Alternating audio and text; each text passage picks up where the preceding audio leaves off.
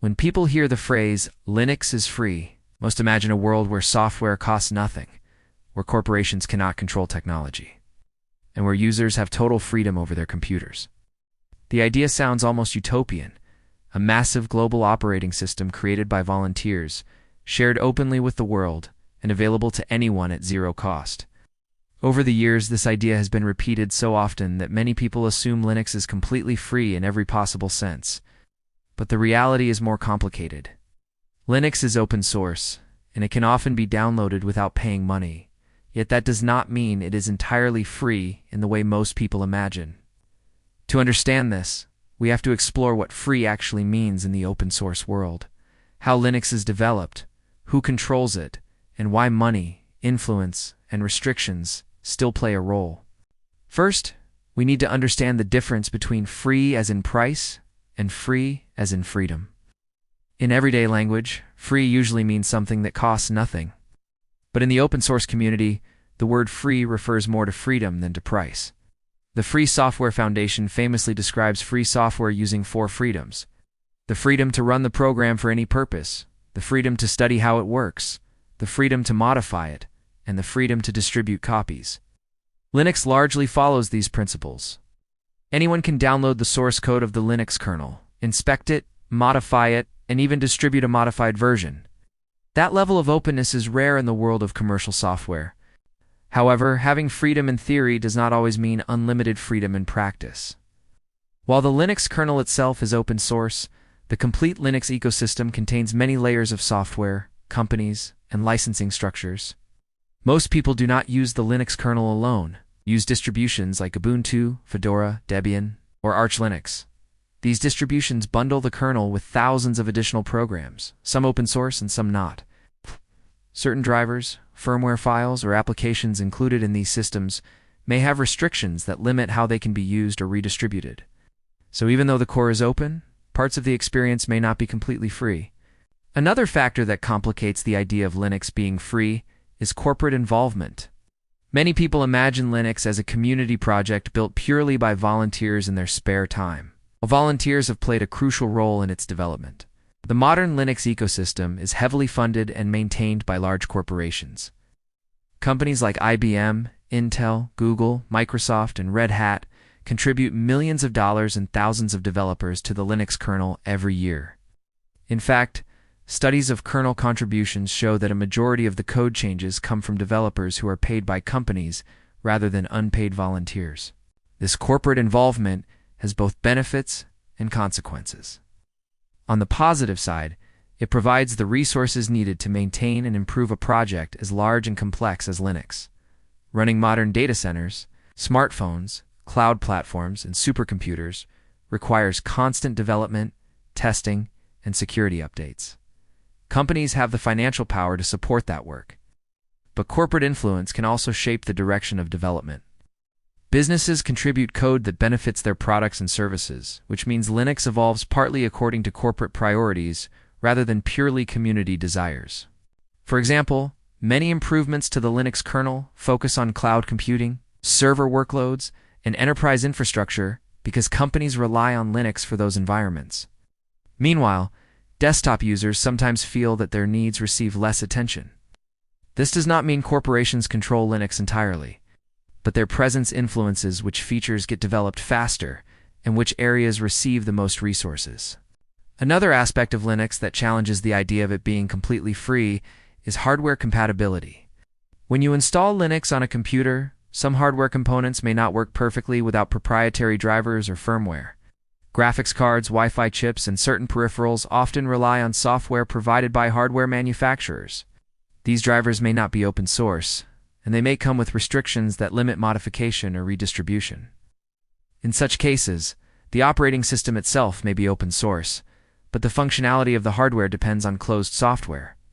This creates a paradox. Linux promotes freedom and openness, yet users sometimes need proprietary components to make their systems fully functional. Some Linux distributions choose to include these components to make installation easier, while others avoid them entirely in order to maintain strict open source principles.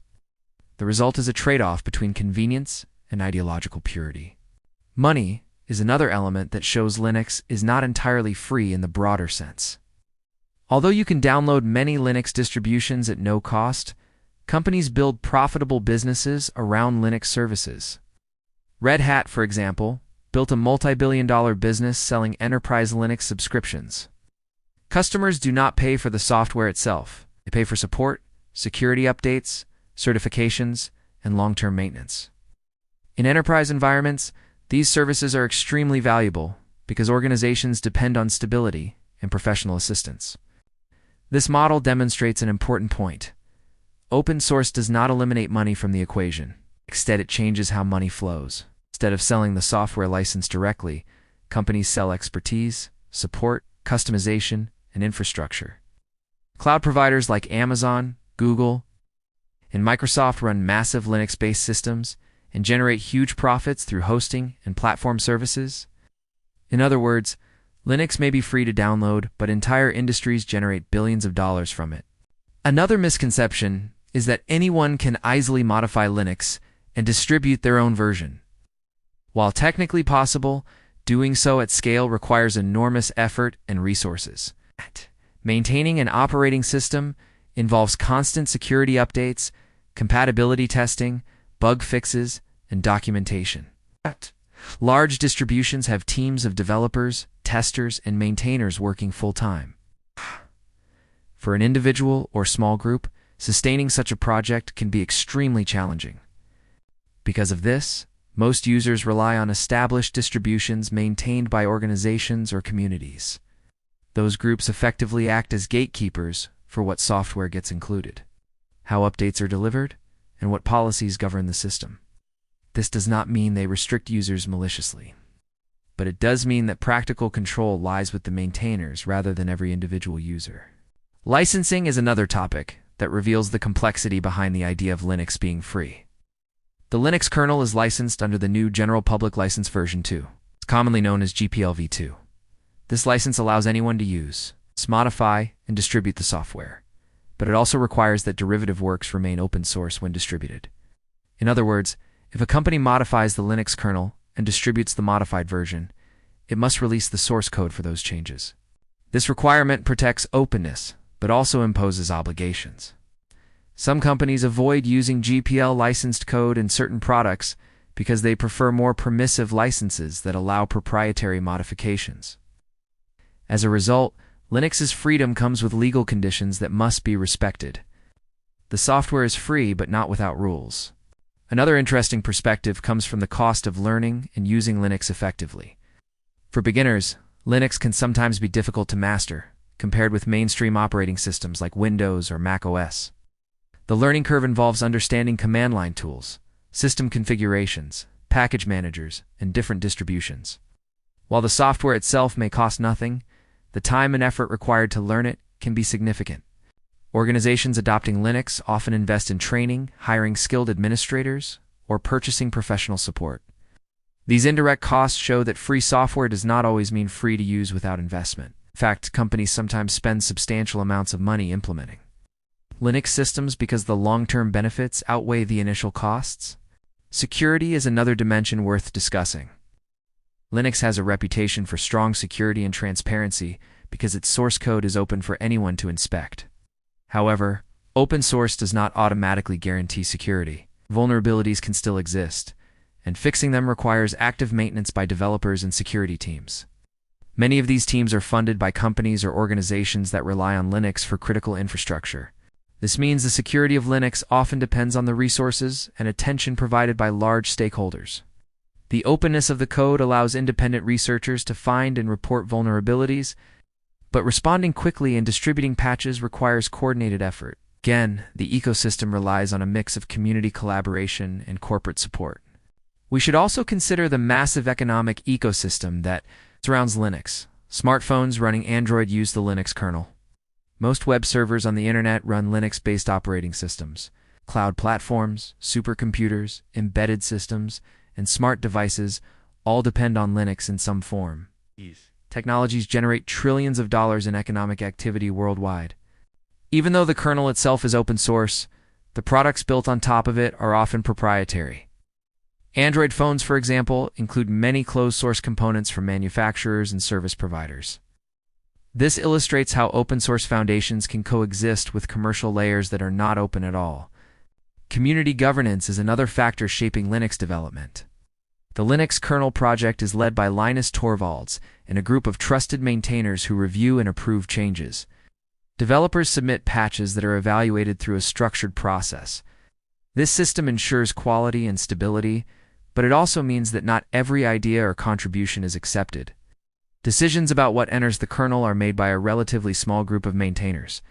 This governance model is necessary for managing a project of such enormous scale, yet it highlights that Linux is not a completely decentralized free-for-all. There are leaders, rules, and review processes that guide the evolution of the system. Ultimately, the statement Linux isn't as free as you think does not mean Linux is deceptive or dishonest. Instead, it reflects the difference between an idealized perception and the complex reality of modern software ecosystems. Linux represents one of the most successful examples of open collaboration in history. It empowers users with freedoms that proprietary software rarely provides. At the same time, it exists within a world shaped by businesses, hardware limitations, legal licenses, and economic incentives. Understanding this complexity helps us appreciate Linux more realistically. It is free in terms of openness, transparency, and community participation. But it is also supported, influenced, and sometimes constrained by practical factors such as corporate funding, hardware compatibility, service-based business models, and governance structures. In the end, Linux is not simply free software floating in a vacuum. It is a powerful technological foundation built through cooperation between individuals, communities, and corporations. Its openness gives people the ability to study, modify, and share the code. Yet the broader ecosystem surrounding it includes many elements that are not entirely free in the everyday sense. Recognizing these nuances allows us to move beyond simplistic slogans and understand Linux as it truly is: a remarkable open-source project that provides extraordinary freedom. It still operates within the realities of technology, economics, and human collaboration.